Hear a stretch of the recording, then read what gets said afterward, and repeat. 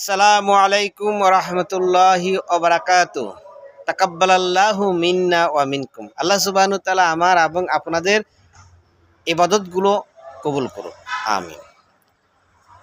আল্লাহ সুবহানাহু ওয়া তাআলা পবিত্র কোরআনের 281 নম্বর আয়াতে সূরা বাকারায় বলছেন, ওয়াত্তাকু ইয়াওমান তুরজাউনা ফি ইলাল্লাহি সুম্মা তুওয়াফা কুল্লু নাফসিন মা কাসাবাত ওয়া হুম লা ইউজলামুন।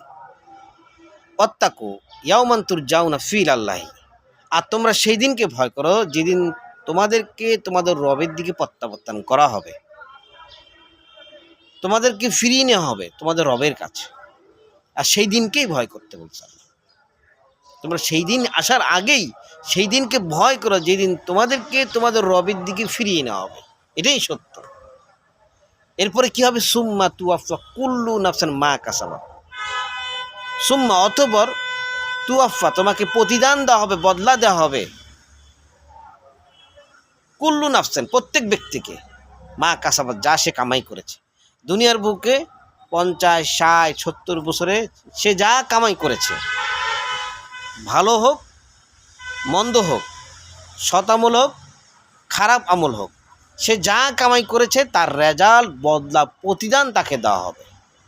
অহুম লা ইউজলামুন, আর সামান্য পরিমাণ আল্লাহ জুলুম করবেন না।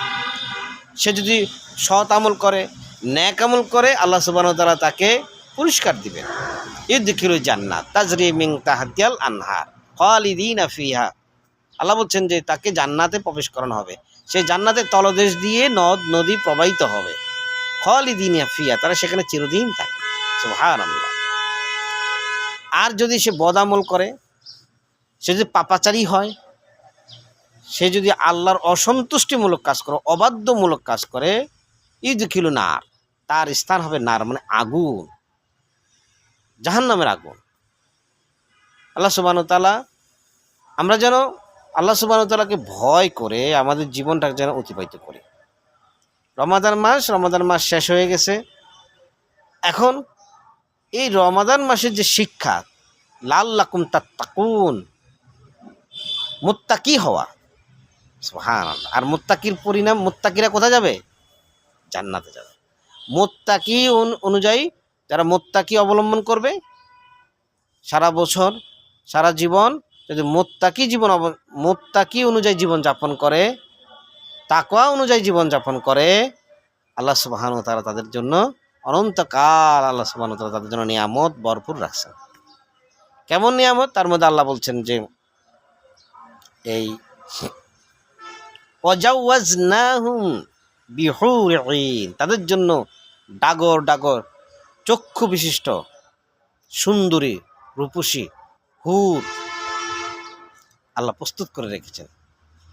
সুবহানাল্লাহ। আল্লাহ এমন নিয়ামত তাদের জন্য প্রস্তুত করে রেখেছেন যা কোনো চোখ কখনো দেখেনি, কোনো কান কখনো শুনেনি, কোনো হৃদয় কখনো কল্পনা করেনি। আর যা কোরআনে বর্ণিত আছে, এটা আল্লাহ সামান্য জিনিস আমাদের জন্য কোরআনে বর্ণনা করেছেন। আল্লাহ তো বলছেন যে এমন নিয়ামত তাদের জন্য রেখেছি তাদের কোনো চোখ কখনো দেখেনি, কান কখনো শুনেনি, হৃদয় দিয়ে কখনো কল্পনাও করেনি। সুবহানাল্লাহ। আল্লাহ সুবহানাহু ওয়া তাআলা আমরা যেন সেই মানের আমল করে, রাসূলের সুন্নাহ অনুযায়ী আমল করে আমরা যেন আল্লাহর প্রিয় বান্দা হতে পারি। আল্লাহ যেন আমাদের তৌফিক দান করেন। আমরা যেন আল্লাহর সন্তুষ্টিমূলক কাজ করে আমরা যেন আল্লাহর প্রিয় বাজন হতে পারি। আমিন।